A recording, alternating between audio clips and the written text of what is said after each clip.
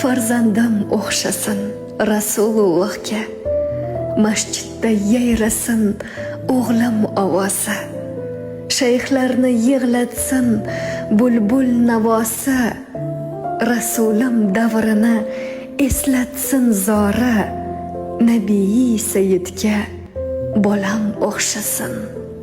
Onasi bo'layin shunday ummatni, Robbimdan so'rayman qori dilbandni. Muhammad Amin Ahmad farzandni, Amir al-Mu'minga bolam o'xshasin. Xulqi Qur'on bo'lsin va sunnatga xos, mo'min ummat bo'lsin nabiyimga mos.